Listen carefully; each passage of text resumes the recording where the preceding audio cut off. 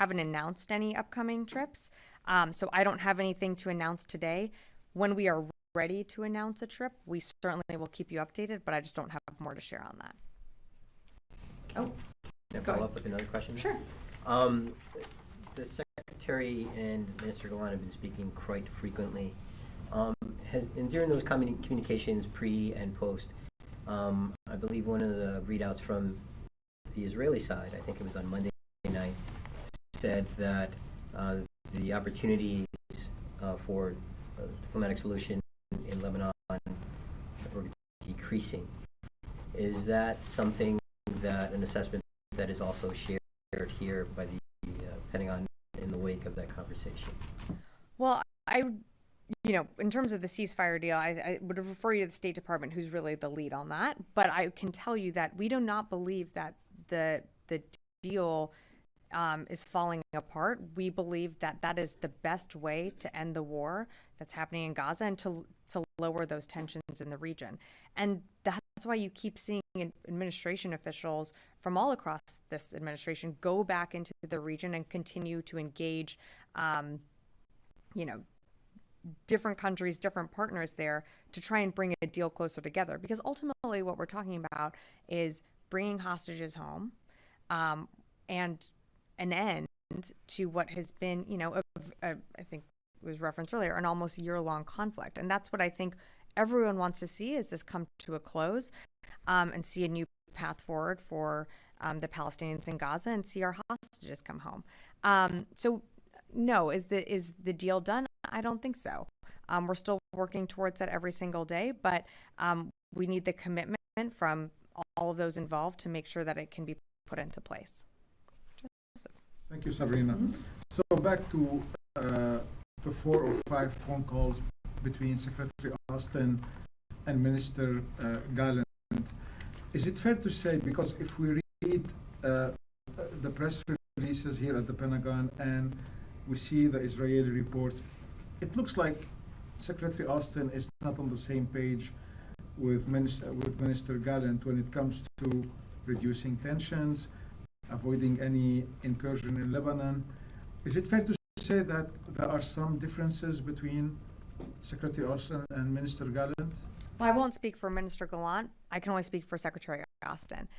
I think there is a shared agreement that no one wants to see this broaden out to a wider regional conflict. There's also an agreement that we want to see what's, a ceasefire deal put into place. The parameters of that deal and how it gets implemented, those are still being negotiated. And again, I would refer you to the State Department, who's really lead on, and the NSC, who's really lead on some of those negotiations. But I certainly think there's agreement between both countries that we do not want to see a wider regional conflict. What you're saying now, this is your vision towards the conflict in the region. Do you believe that the Israelis are listening to these points that you mentioned? I think they're certainly listening. You wouldn't see this amount of communication between Secretary Austin and Minister Gallant. Are they accepting? Yeah, so I appreciate the question. I'm not going to go beyond the readouts. What I can tell you is that every time that the Secretary engages Minister Gallant or anyone else in the region, these are, direct conversations that are being had about not wanting to see this widen out to a broader regional war. And they have conversations about other things too, whether it's, operations being conducted within Gaza, whether it's not, tensions growing on that northern border. There are conversations, I would push back on the premise that they're not listening when there's so many conversations between the two of them so frequently that, of course, there's engagement. We can agree to disagree at times, but I'm just not going to be able to provide more than the readouts from before. Yeah. Yes. Thank you. I have a question on the PD for Ukraine. So it looks like Congress is struggling with passing the CR now. So why not to choose what seems to be a more straightforward path and just formally notify Congress? about the intention to use the remaining authority to secure this amount as it has been done before? Well, we do plan to use the authority that we have allocated for, we do plan to use the amount that's allocated for authority. It's being able to extend that authority to use it beyond the fiscal year that we are working with Congress on. So there is every intention that we want to use every dollar and cent of that authority, but the issue is also we can't draw down packages without that those capabilities on our shelves. So that's something that we're also working with. And I'd remind you too that during the 6 month that we didn't have that supplemental package, we weren't able to restock our shelves. So that's why we need Congress to offer this extension to allow us to continue to dole out those PDA packages. But my understanding is that it can be extended without Congress passing in other legislation if the State Department just notifies the Congress that there's an intention to use that. So why not to choose that path? Well, right now we're working with Congress to extend this authority. Look, there is bipartisan agreement in Congress that we are going to continue to support Ukraine for as long as it takes. And you're seeing that on both sides of the aisle. So I think that there is agreement on we're going to continue to support Ukraine. We're working with Congress right now. When I have more to share, I will. One more. Do you have maybe a number for how much money remains from those recalculated accounting errors for aid for Ukraine? Do you have anything with that? I can tell you that we have $5.9 billion left in Ukraine PDAs, all but $100 million of which expire at the end of the fiscal year. So it's a total of 5.8. I don't have the recalculated cost from some of those other packages, but that's the total that we have right now. Tony, I know you're going to ask a Try PDA this question. another way. Sure. You've had since April to spend all this money. You guys move with alacrity on a lot of stuff. You had a $1 billion PDA, and then the rest have been in the $250 million range. Why have you not obligated all this, used this authority to this point? This doesn't make a lot of sense. Well, Tony, the reason why we haven't been able to send out what you're saying is larger packages is because we have to have those systems, those capabilities, those munitions on our shelves. If we don't have something on our shelves, we can't just send it out. And so that's part of the reason why, you've seen a range of in size of these packages, but they are metered and they are also done that way because that's how the Ukrainians also receive some of these capabilities, and it helps them also be able to process it, get it to their front lines or wherever they need it to go. This is a system that was put in place, early on. If you just sort of dump a bunch of things on the battlefield and capabilities, that also doesn't help. We are taking a metered approach that we've worked out with the Ukrainians on this. You're saying there's stockpile, there's inventory shortfalls in what? Rockets and missiles and protective gear. I mean, can you flesh it out a little bit? This seems kind of surprising. We're always assessing our readiness. So against any package that's drawn down, it's always assessed against our readiness. So if, the services, the chairman, the secretary do not feel that, a certain package can, have certain things or amounts in it, then we won't draw that down until we can backfill our shelves. What happens to the $5.8 billion in authority if there's no extension? And this is like free money to you guys.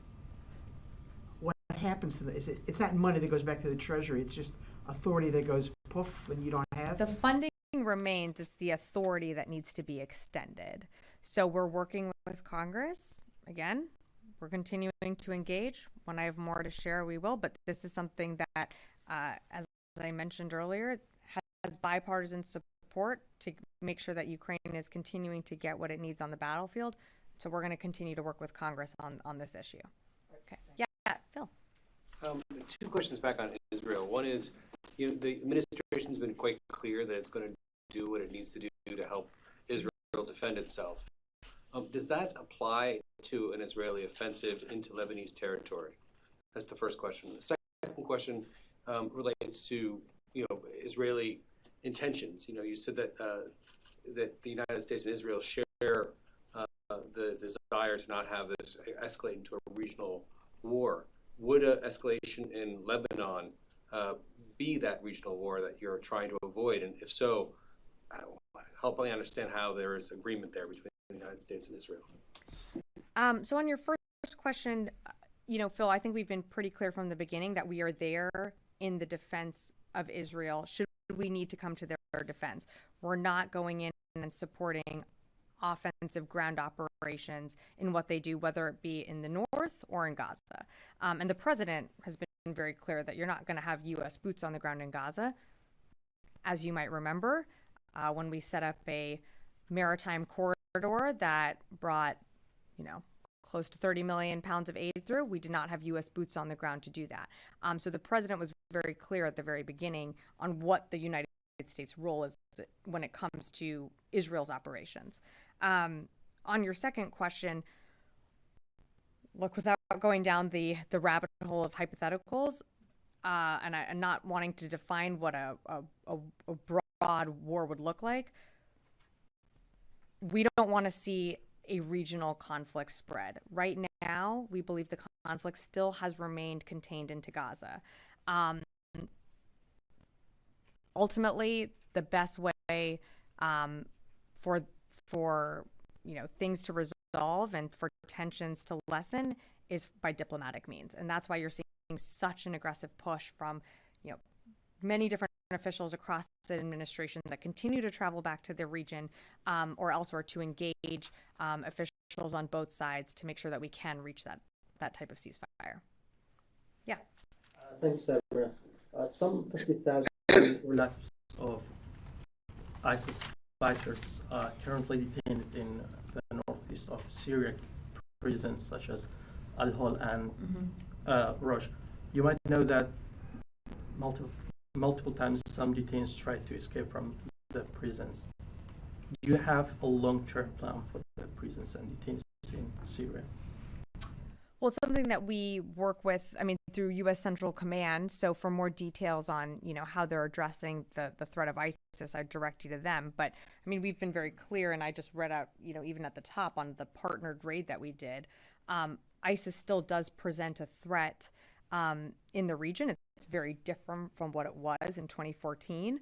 But to now, it's still something that we continue to monitor, and that's why you see us partner with whether it be the Iraqi security forces or the SDF conducting these raids against ISIS cells or leaders. And the campus or the prisons are guarded by the SDF. So how long will your partnership with the SDF and other partners in the region continue? Yeah, I don't have a timeline. Yeah. Thank you, Sabrina. I have a question about the recent resolution approved today in the European Union about the use of European weapons in the Russian territories. So some European states, such as Italy and a few more, did not sign it. So I have two questions. My first question is, does this lack of unity in Europe right now in the use of weapons in the Russian territories may compromise the decision of the US, such as the Pentagon, maybe to use different kind of weapons in Russia, such as the long range missiles? That's the first question. Sure. So on the use of long range weapons into Russian territory, our position on and our policy hasn't changed. I'd push back on the fact that it might be this issue that you're referring to, but there is broad unity and cohesion with European countries, the United States, and other partners and allies around the world when it comes to making sure Ukraine has what it needs on the battlefield to take back its sovereign territory. And that is evidenced by the UDCG, which has over, I think, 50 partners or organizations part of it. Weapons into the. I know there is unity. I'm talking about. Yeah, I can't speak for other European countries. I can only speak for our policy, and our policy hasn't changed.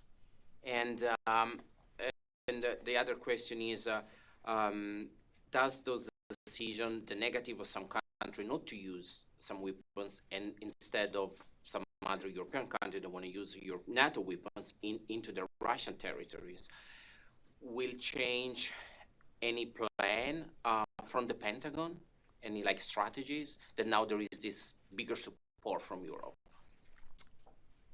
I appreciate the question. I can't speak for other countries and their plans if they, change their policies. I can only speak for us and our policies. And our policy right now, that has not changed. And I'll remind you that I think a few weeks ago we mentioned that Russia has moved its airfields back significantly out of what you're referring to as the ATACMS. They've moved it out of ATACMS range. So ATACMS wouldn't even be able to be employed in a useful way on the battlefield because those airfields aren't in those ATACMS range. So again, I can't speak for European countries and the change to their policies. I can only speak to ours. And right now there's no change in U.S. policy. Okay. Mm-hmm. Follow up. Okay. Very quick. So would be best for all European countries to approve the use of weapons in order to move Russia's back and have, and free Ukraine faster from Russia. That would be like the best hope. I think we're getting into a bit of a hypothetical, and I do want to point out, and what the Secretary has said, as someone that has, significant experience on the battlefield and understands how these things knit together, the Secretary, whenever he talks about this, we've, have been very clear. It's not a silver bullet. It's not one capability that's going to win the war or suddenly, unlock something for the Ukrainians. It's how all the weapons, all the systems knit together and how the Ukrainians employ those together on the battlefield. That is how they are going to be successful. So again, it's not one system that all of a sudden X happens and it's a deluge and they've been able to take back all their sovereign territory. It's not a silver bullet. It's how they all work together. And you're talking about U.S. systems, NATO systems, different European systems, and old Soviet systems all working together. And that is a challenge, and that is why, the Ukrainians continue to they're employing all these different types of capabilities on the battlefield and still being very successful at doing that. But it is not one system or capability that's going to be that silver bullet. Yeah. Thank you, ma'am. I wanted to ask about AUKUS Pillar 2 and kind of the efforts to reduce export control restrictions. There was a release this week, and I kind of understand that there were amendments to arms traffic regulations and licensing exemptions. Does the Secretary feel there are further changes necessary to support Pillar 2 and our AUKUS partners as far as trade? And I guess, could you kind of categorize the significance of these export control changes? Is this rudimentary, or I guess, what's your feeling on that? I'm going to take that question for you. I just don't have more details to offer on that one. My own understanding, I guess, I'd love to know what's the Secretary's process of how he helps support these changes. Is it through state or commerce or but for AUKUS? Yeah. It's of course an interagency process, and we have, different levers here throughout the department, whether it's in our policy channels or, and through the services that all engage on issues and advise the Secretary. But look, I will take your question, your first one on that, so we'll certainly get back to you on that. Yes. Thank you, Sabrina. Regarding what's happened the last 2 days in Lebanon, so how much damage did you think, with your assessment, of course, that Hezbollah has been done because of this explosive? And do you think these steps or these explosives will deter Hezbollah from attacking Israel again? And my last question will be, do you still confident that the diplomacy is still possible to solve this tension, high tension at the border there? Yes, absolutely. Diplomacy is the best way to resolving the tensions that we're seeing in the Middle East. That's absolutely not a corridor that's closed off. That's certainly a path that you've seen so many folks from this administration engage on and continuing to urge forward for diplomacy, because that is ultimately the best way to reach a ceasefire deal in Gaza. In terms of an assessment on the attack, I just don't have that for you. Yeah. Thanks so much. A quick question on the new leader of Al-Qaeda. Some reports indicated that Saif al-Adl apparently moved from Iran to into Afghanistan recently. So he, as you know, he is the new leader of Al-Qaeda. And also there are reports that a bunch of other people who are with Al-Qaeda or affiliated with Al-Qaeda and ISIS moved into Afghanistan, and they are close with some faction of Taliban like Haqqanis. First of all, do you confirm that Saif al-Adl's movement or not? And second, are you concerned, or what is the assessment of the Pentagon regarding these reports and concerns that put it out? Yeah, thanks for the question. I'm just not going to be able to do an intel assessment from here, but I'm just not going to be able to go into those details. Yeah. Thanks, Sabrina. So you probably saw this. There was a massive explosion pretty deep in Russia in the Turopets region, where Ukraine claimed that they sent a drone and blew up a weapons arsenal. So that was one of the deeper strikes of the war, and the explosion was, one of the biggest one that's gone on in Russia. So you alluded earlier that your policy hasn't changed with deep strikes in Russia. So do you view that as, disobeying that request of the Ukrainians? I think you just said that they use drones, right? That's what they said, yes. Our policy hasn't changed. To my knowledge, that an attack wouldn't even reach what you're referring to. Again, they've moved many of their airfields out of ATACM's range, but our policy hasn't changed. So we haven't provided them any drones? We've provided them drones, of course, in different packages, but for this particular strike, I'd refer to the Ukrainians to really speak to it. But why are you so certain that it was not a U.S. drone? I would refer to the Ukrainians to speak to that. Our policy, what we are being asked about earlier, is on ATACMs and those long-range deep strike capabilities when it comes to that specific capability. I just don't have more to provide on this. I'd refer you to the Ukrainians to speak to that. If they're using Okay. drones to Thanks, strike everyone. deeply, Go on.